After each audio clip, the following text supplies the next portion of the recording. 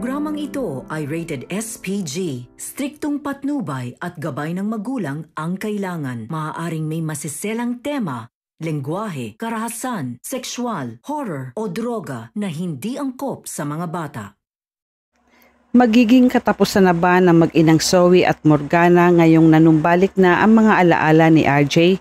Mga kaganapan at dapat nating abangan sa abot kamay na pangarap. Magandang araw, welcome to my channel.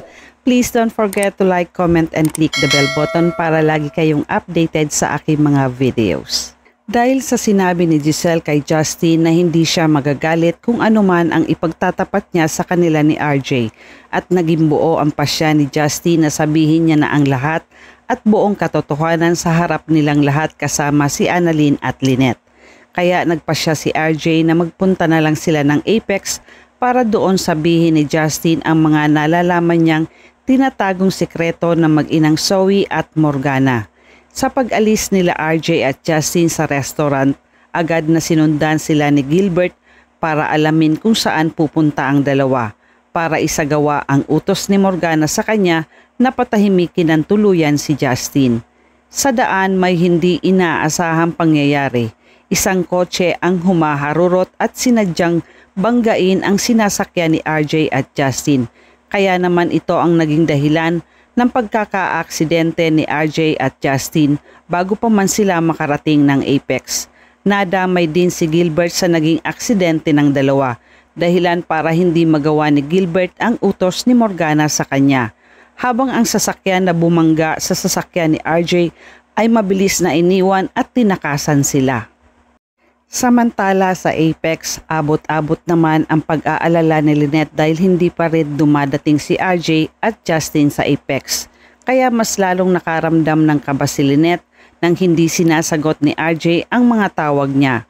Ayaw mag-isip ni Lynette ng hindi maganda, kaya inisip niya na lang na paparating na ang dalawa. At saka ipinaalam niya na din kay Annalyn na may importante silang pag-uusapan sa family meeting nila ngayon.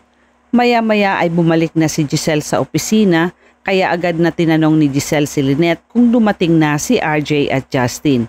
Bigla naman nakaramdam ng kaba si Giselle nang hindi sinasadyang mahulog ang kwintas na ibibigay niya kay Justin. Hindi naman maintindihan ni Giselle kung bakit bigla na lang siyang kinabahan at pakiramdam ni Giselle ay parang may mali. Samantala dumating agad ang ambulansya sa pinangyarihan ng aksidente, kaya agad na dinala si RJ at Justin sa Apex Hospital at nang makarating na sila ng hospital, dali-daling tinawag ni Nurse Karen si Annalyn para ipaalam kung ano ang nangyari kay RJ.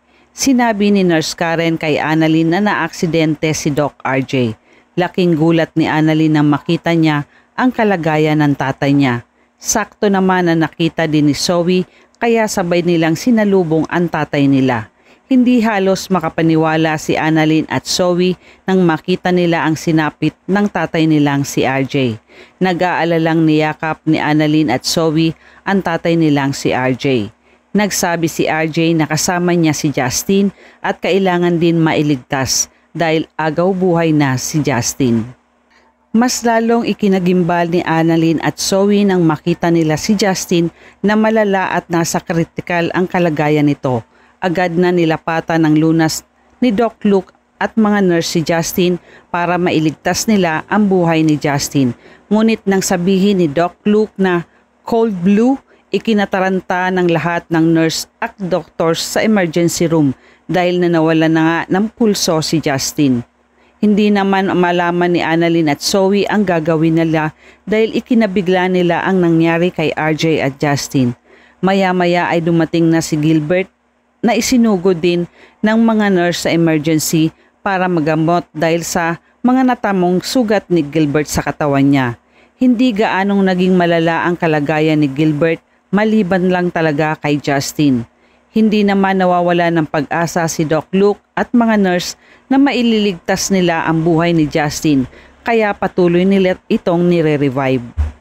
Habang si Doc Ray agad na pinuntahan si Lynette at Giselle sa opisina ni RJ para ipaalam na naaksidente si RJ at Justin at kasalukuyang nasa emergency room ngayon ang dalawa. Ikinagulat ni Giselle at Lynette ang sinabi sa kanila ni Doc Ray. Hindi alam ng dalawa ang gagawin nang makita nila ang kalagayan ni RJ at Justin. At mas lalong nag-hysterical si Giselle nang makita niya ang kaisa-isa niyang anak na si Justin na patuloy na nire-revive. Umiiyak na nagmamakaawa si Giselle sa mga doctors na gawin nila ang lahat para mailigtas ang buhay ng anak niyang si Justin. Kinabukasan, dahil sa hindi naging masyadong malala ang naging kondisyon ni RJ sa aksidente, ay dinala na nila ito sa kwarto upang makapagpahinga at tuluyan ng magpagaling. Binantayan ni Lynette si RJ kasama si Annalyn at Chosa, pati na rin si Diwata. Nag-aalalang pinagmamasdan nila si RJ sa sinapit nitong aksidente. Nagsabi si Chosa na grabe naman daw ang mga kamalasan na nangyari sa kanila dahil kung kailan pa naman pupunta ng Amerika si Doc RJ para ayusin na maibalik ang mga alaala niya ay saka naman nangyari ang aksidente. Pero hindi na iniintindi ni Annalyn ang pagbabalik ng memorya ng tatay niyang si RJ. Ang mahalaga daw ay buhay ito at ligtas. Sa kabilang banda, hindi naman matanggap ni Carlos na hindi niya nagawang tuluyan si RJ sa ginawa niyang pagbangga sa sasakyan nito. Nalaman ni Carlos na nakaligtas pa rin si RJ, dahilan para mas lalong magalit at mainis si Carlos. Si Carlos ang may kagagawa ng lahat kung bakit nadisgrasya si RJ at Justin. At dahil sa pag-aakala naman ni Zoe na hindi pa magigising ang daddy niya, ay nagawa niyang aminin kay RJ ang matagal na nilang sekreto sa kanila. Hindi akalain ni Zoe na magigising agad si RJ, dahilan para ipag-alala ni Zoe ang nasabi niya tungkol sa sekreto niya. Hindi alam ni Zoe ang gagawin niya, kaya agad na pinuntahan ni Zoe si Morgana para humingi ng tulong dahil naipagtapat niya kay RJ ang pinakatago-tago nilang sikreto. Nanghingi naman ng tulong si Carlos kay Morgana kaya tinawagan siya ni Carlos. Ipinagtaka naman ni Morgana kung bakit napatawag si Carlos sa kanya. Sinabi ni Carlos na may hihingiin siyang pabor kay Morgana at sinabi ni Carlos kay Morgana na patayin niya na si RJ hanggat may pagkakataon pa daw si Morgana. Ngunit tinanggihan naman ni Morgana ang pabor na hinihingi ni Carlos dahil hindi niya magagawang patayin si RJ at mas lalong ayon ni Morgana na magalit sa kanya ang anak niyang si Zoe.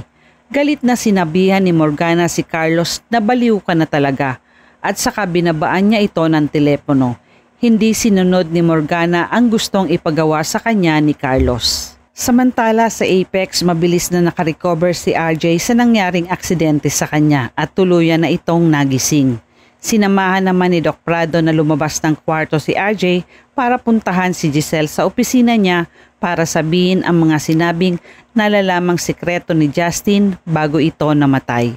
Sa hallway, nasa lubong ni RJ si Morgana. Pagkakita naman ni Morgana kay RJ, agad niya itong tinanong kung sino ang gumawa nito sa kanya. Dahil ang balita ni Morgana mula sa police station ay may suspect na daw at si Carlos ang itinuturo nila. Hinawakan ni Morgana ang kamay ni RJ at bigla na lang iniwas ni RJ ang mga kamay niya kay Morgana. Mababanaag sa mukha ni RJ ang galit niya kay Morgana dahil nalaman na ni RJ ang lahat. Sinabi ni RJ kay Morgana na alam niya na ang lahat ng kasinungalingan nilang mag-ina sa pamilya nila. Nasabi kaya ni Justin ang lahat ng buong katotohanan kay RJ bago ang aksidente? Nalumbalik na kaya ang mga alaala ni RJ dahil sa nangyaring aksidente? At yan ang ating pakaabangan dito lang sa Abot Kamay na Pangarap. Huwag bibitiw at huwag kalimutan mag-subscribe. Maraming salamat po and God bless.